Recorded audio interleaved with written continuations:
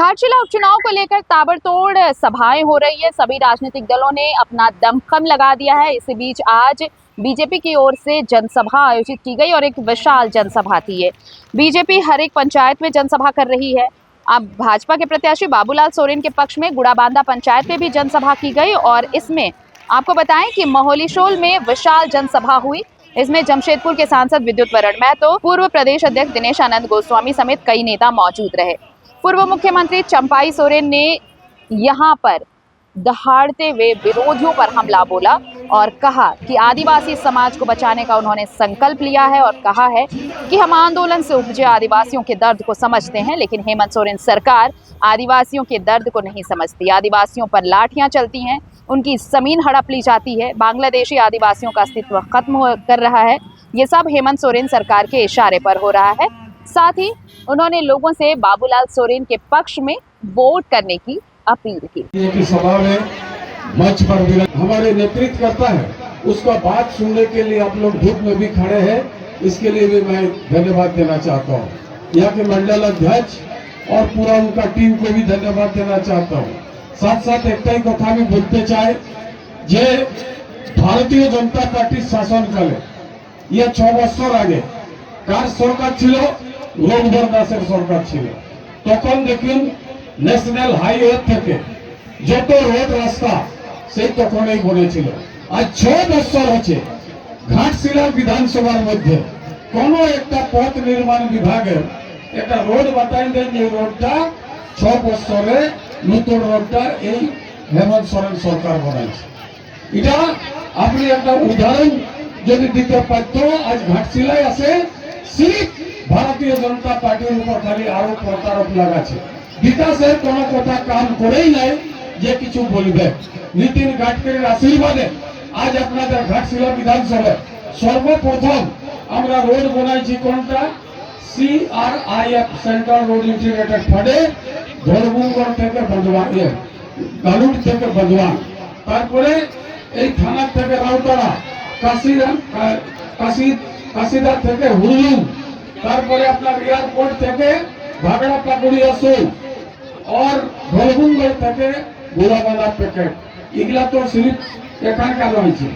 একটা এই CRF ফান্ডে আরো একটা রোড দিয়েছে ছাটি ঝর্ণা।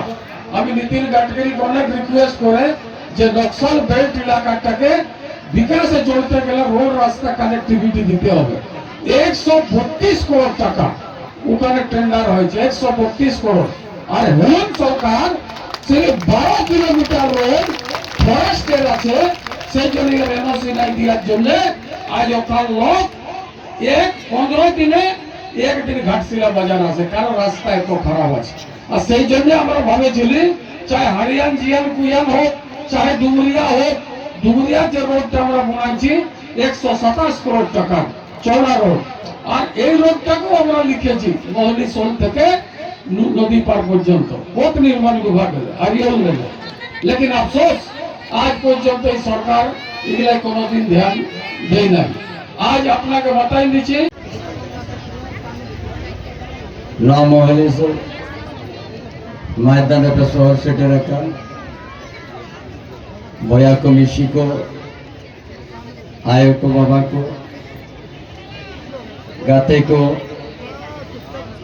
सनाम को अलिया लहाते जोहार। आज के हमारा चुनाव किंतु आज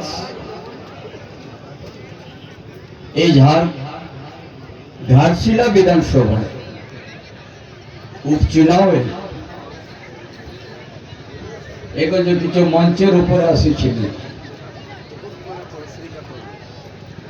दिबार जातेर आमार बहिन बेटी गिला आसिछिलेन।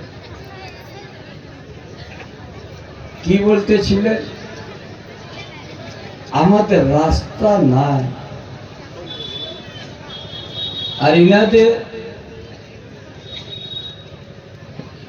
ডিবার জাতির জাতি প্রমাণপত্র বলছে না। এই যে সরকার, এটা সরকারের দায়িত্ব।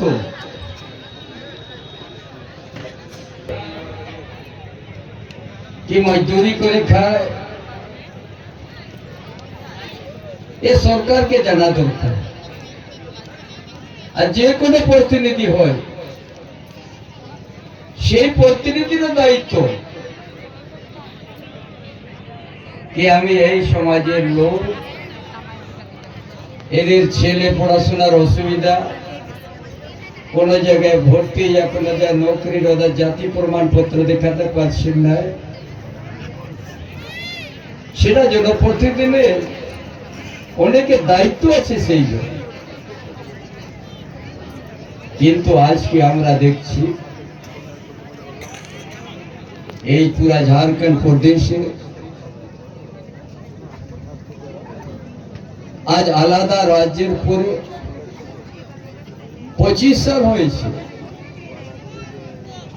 কিন্তু এখানে জনগণ এখনো গ্রামে ভালো খাবার জল নাই,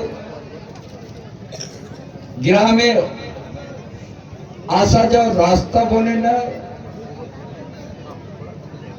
গ্রামে অনেকটা গ্রামে তার টানা আছে, লাইন নাই, অনেকটা স্কুলে 8 ক্লাস তক পড়া হচ্ছে, একটা মাস্টার উঠাওকে পাড়ার শিক্ষক। তাহলে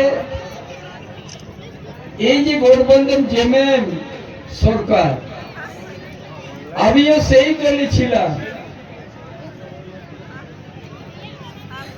আর এই যে 6-7 সাল যে মুখ্যমন্ত্রী যে আছে, না এখানে আদিবাসীদের জন্য কিছু করলো, না এখানে মূলবাসীর জন্য, না এখানে দলিতের জন্য, না এখানে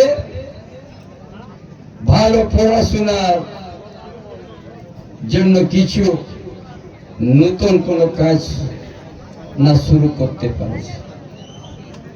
শুধু ভারতবাদী মিথ্যা বলে সত্তায় বসেছে।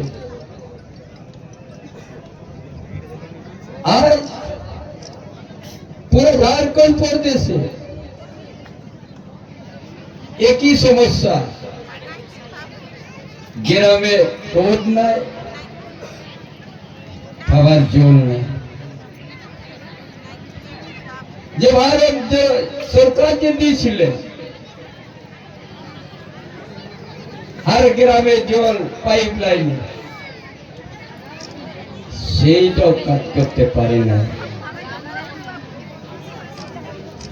আমি যে 5 পয়েন্টে ছিলাম মুখ্যমন্ত্রী, এখানে গরিবের জন্য আওয়াজ আমি শুরু করেছিলাম, কিন্তু এই সরকার সেটাও বন্ধ করে দিয়েছে। আমার সময়ের কাম এই মাইয়া যোজনা, এটাও উনি আধা লোককে দিচ্ছে, আধা লোককে না। যদি মাইয়া সমান আধা লোককে দিয়েছে, আধা নাই, তাহলে আমাদের বৃদ্ধা পেনশনটি বন্ধ করে দিয়েছে। কি সরকার চালাচ্ছে? কি সরকার চালাচ্ছে? যারা হার মহিনা দরকার, বড় মা বাপ বৃদ্ধা পেনশন কত দিন থেকে বন্ধ করেছে, বিধবা পেনশনও বন্ধ করেছে, যারা বিকলাঙ্গ তাদেরও পেনশন বন্ধ করেছে। ভাই এই যে 7 সাল তুমি নেতৃত্ব করেছো, এখনো করছো, একটা কাজ তো বলুন কি এই কাজটা আমি কত সুন্দর করেছি। বলতে পারবে না। এই সরকার মিথ্যা বলে, ভারতবাদী কথা বলে সত্তায় বসেছে। না আদিবাসীদের সঠিক কাজ করেছে, না এখানে মূলবাসীদের, না ভালো হসপিটাল তৈরি করতে পারেছে। যদি হসপিটাল আছে, বড় হসপিটাল দেখতে তো অনেক সুন্দর লাগে, কিন্তু সেখানে ডাক্তার নাই, সেখানে ওষুধ নাই, তাহলে কি করছে এই মানুষ জীবনে? কখন কার কি শরীরে কি জ্বর অসুখ আসে। এই জন্য ব্লকে তো স্বাস্থ্য কেন্দ্র আছে, অন্য মন্ডলও আছে, জেলাতেও আছে, কিন্তু ডাক্তার নেই, কাঠশিলায় ওষুধের অভাবে কত ছেলে কত পরিবার মৃত্যু হয়েছে। এই জন্য আজ এই ঘাটশিলা উপচুনাव, শুধু উপচুনাव নয়, পুরো প্রদেশের জনতাকে এই যে মিথ্যা বলা সরকার, এই যে ভারতবাদী বলে সরকার, পুরো প্রদেশের লোক যেমন জানে কি এখানে জনগণকে যে ধোকা দিয়েছে এই সরকার, না কোনোদিন মজদুরের হিতে আছে এই সরকার, না কোনো কৃষকদের জন্য কিছু চাষের ব্যবস্থা করছে। শুধু পুরো ঝাড়খণ্ড প্রদেশে যারা ঘুষ পেটি আছে, যারা অন্য দেশের থেকে আসে, যা বাংলাদেশ থেকে, তারাকে হার জায়গায় জমিনের ব্যবস্থা দিচ্ছে, আদিবাসী জমিনের উপরে তারা ঘর বানাচ্ছে। এই সরকারের মুখের এক শব্দ বেরোচ্ছে না। কি এই সরকার কি চালাচ্ছে সরকার? তুমি যদি আদিবাসীর জমিনে তুমি রক্ষা করতে নাই পারছ, তাহলে কি তুমি চালাচ্ছ বলুন? কি জন্য এরা আদিবাসী জমিনকে রক্ষা করতে পারছেন না? এখানে তো সিএনটি 1 লাগু আছে, সান্তাল পারগানা কাজকারী অধিনিয়ম আছে, তাও কেন আদিবাসীদের জমিন বাইরের ঘুষপেটি ওখানে বড় বড় ঘর তৈরি করে আছেন আদিবাসীর জমিনের উপরে, আদিবাসীর ছাতির উপরে, তাও এই সরকারের লজ্জা নেই, তাও এই সরকারের লজ্জা নেই।